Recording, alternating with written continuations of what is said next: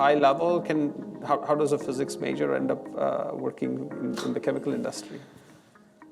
So my PhD was in the spectroscopy of polymers. So I spent 4 years building lasers to shine at polymers to do interesting things, which strangely nobody's ever thought was interesting after the thesis was published. I went into the consulting business for a while, spent most of my time in the chemical industry. I did things like working on the integration of ICI and AkzoNobel coatings as an example, and how you create a new business out of that. And through that I met Huntsman, and after a few projects with those guys, I was invited to join the business as a technology director for their European business based in Switzerland. And then in 2016, my boss retired and I was offered the role over here and moved over to the Woodlands. So within the last, let's say, 15, 20 years, what do you see are the big changes in the chemical industry? I mean, there are clearly some trends, right? Growing emphasis on specialties and things like that. But are there other broader trends? Do you see now to be a different time than, let's say, what other disruptions might have looked like in the past? Yeah. So I think as you saw in the chart at the beginning of the presentation, so our business was very much a commodity business. Mm-hmm. When I joined in 2012, we were renowned for our kind of basic epoxy resins. More and more competition coming in, very volatile. So our business and our investors didn't like that. Mm-hmm. We had to move. The challenge that we've had is how do you find the application space to move into which you get consistently high value from that, which is why things like aerospace are interesting. It's a lot of effort to create the technology to get onto an aircraft, but once it's on there, you've got the lifetime of the aircraft to make money. It's a 20 or 30 year lifetime. So the challenge, I think, is how do you move from that kind of more commodity mindset to thinking about the application, what the customer wants in more detail, and being responsive to that. That's been as much a cultural change and a mindset change as changing the assets that we have as well. And then I think the sustainability thing has just picked up more and more over time. I mentioned investors and customers. One of the biggest surprises for me has been, if I look at, it's probably an age-related thing, have a look at the people coming into the business in their 20s and 30s are absolutely insistent that we've got a story to tell on sustainability. And I think if we don't have a clear story on that, people don't want to come and work for us. It's hard to attract the right level of talent that you need if you're not able to give them a good story about why they should feel good about working on the products that we have. They just won't come and join the industry. And I think that's a challenge that we all need to think about going forward. It seems like there's a lot happening in the epoxy business these days, right? I mean, Huntsman Westlake just made an acquisition in the space. You guys have made a couple acquisitions in the last roughly 2 years or so.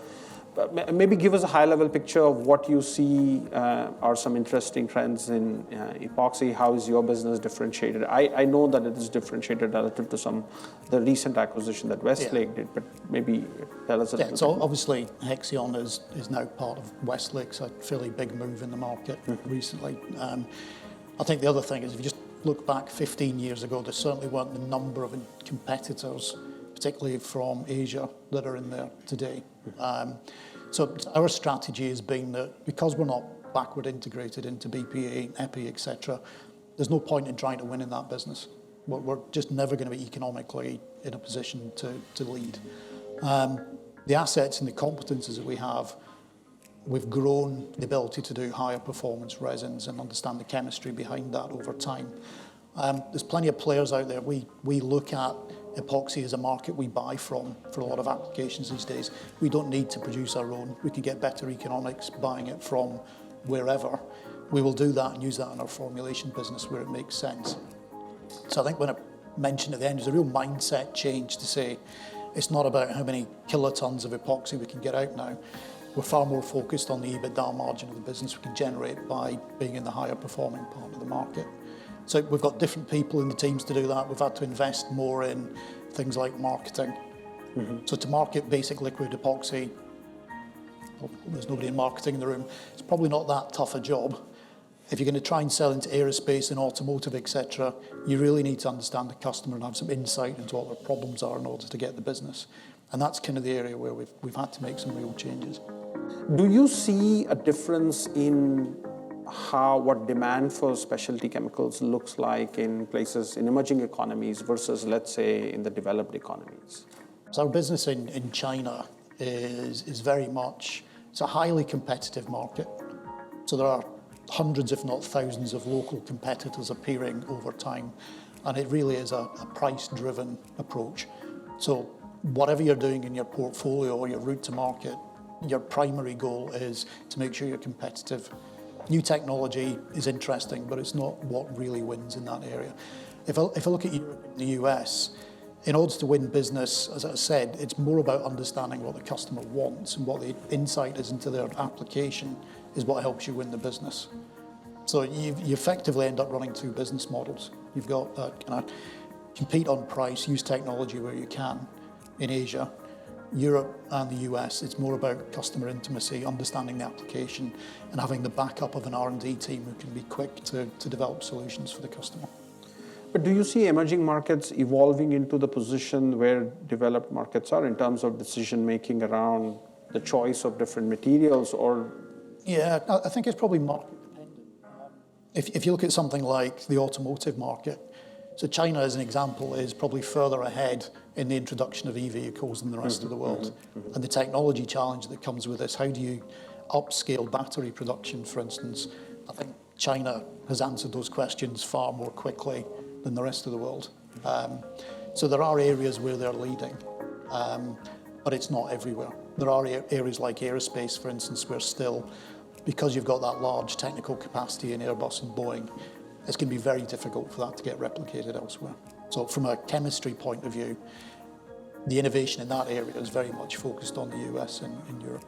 What does its processability look like? What are some applications that you think it can get into? And what's that timeline, right? Do you see opportunities for that in your current portfolio of products? Are you looking at new products? Maybe help us understand. So where the business is today, as I mentioned, it's primarily in aerospace, defense, and kind of space. It's a high-value market. Some of the properties of these carbons are very good electrically. So for EMI screening, for instance, very good, very lightweight solution for that. But there aren't many satellites, and there aren't many aircraft built every year. This scale-up, one of the biggest challenges with it is creating the market for the higher volume carbon. So a lot of it in the first 5 years of the plan is going to go into the battery market. So a lot of carbon black goes into batteries today. One of the reasons that battery lifetime isn't so long is every time you charge and discharge the battery, everything's moving around, and eventually you lose the contacts in the battery and the battery's dead. What we have is carbon looks more like a polymer if you look at it under a microscope, and it's able to compensate for these kind of mechanical changes you get in the battery. So as well as scaling up the process technology, we need to get the battery applications running. The Department of Energy asked us to look at, could we use the technology to convert 1 quad of natural gas per annum? So that's like 1% of US natural gas consumption. And if you run the calculations, ends up with something like 14 million tons of carbon being produced. So I don't think there's an application for 14 million tons of carbon that's just suddenly going to appear. Things need to change in the market as well as the technology to make that happen. If the worst came to the worst, you could run the system to create hydrogen, and you could bury the carbon. So depending on the pricing you get for the hydrogen, we said we wouldn't talk about hydrogen, but two things are interconnected from an economic point of view. There's an arbitrage between what the market price is for the hydrogen and what you can get for the carbon, and you can adjust the two according to the application that they're going into. So the higher value of the carbon, the lower price of the hydrogen, the more attractive it is from a fuel point of view. So significant disruptions in supply chain and the outlook for the chemical industry, the multiple headwinds, right? I mean, potentially higher interest rates, potentially much higher inflation than we have seen. I guess, how is all of that impacting Huntsman or even more broadly the chemical industry? It's a good question. Well, supply chain disruptions, I don't think there's probably anybody in the room who's not suffered from that at some point over the last year or so. We would kind of hope that by the end of this year that's starting to head out. It's going to start decreasing in intensity. I think there are some areas where the shortages are going to continue for a while. The biggest issue we have right now, for instance, is in logistics. How do we ship product from A to B is a real problem. Not enough truck drivers, not enough trucks, etc., which is the same for everybody. So I can imagine over time that will tail off. The effect it has in kind of inflation, we would hope that tails off. So hopefully, if you believe some of the economists, that would start to tail off by the end of the year. But right now, there's no sign of that happening. If it does keep going, then we just have to manage our way through it, manage costs, manage pricing, etc., to make sure that we're not acting as the buffer in the value chain. So in commodity markets, it's relatively easier to pass on the cost of the feedstock and therefore inflation. How easy or challenging is that in specialty chemicals? Well, the advantage of being into highly qualified applications is quite often you're contracted for that business. Mm-hmm. And as part of that contracting, you can make sure your pricing can adjust according to raw material spend. Okay. That's one way of managing it. It's an advantage of being qualified and being one of a small number of suppliers into certain applications. So anything that we can find in terms of precursor material, which is carbon negative, for instance, will have a huge impact on the position we take with our products going into the market. One of the challenges we have today is even the base chemicals we use, like bisphenol A, epichlorohydrin. Epi, you can get biosources, but it's limited. There aren't that many producers out there. And there's an economic kind of challenge that comes with that. We need more suppliers, and we need more kind of reliable supply. As you mentioned, a lot of these products go into contracted, qualified business. We're not going to sign up to using a biosourced material where we think there's going to be variability coming in or any challenge to supply or quality. So from a supplier of raw materials, those would be the things. We're looking for people with the answers to that, and we're more than happy to talk to anybody who's got opportunities that we can work together on that. As you look forward, like what are some of the risks or challenges that you think that the industry has to address? I think the thing that probably keeps me awake at night more than anything else is regulation.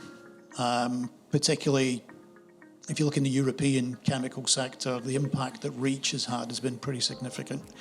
And we're about to see another wave of this regulation coming as well.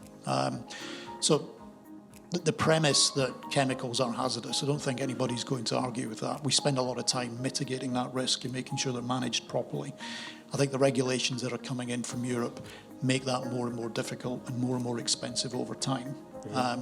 And that regulatory kind of approach is working its way across the rest of the world. Maybe not so much in the US so far, but certainly if I look in Korea, China, Turkey, all of these emerging economies are putting in place the same kind of regulation to make investment in the chemicals businesses in these areas progressively more and more challenging. So if I was a chemical player sat in Europe today, I'd probably be looking at this with a certain amount of worry to say, how am I going to respond to this ever-increasing wave of regulation?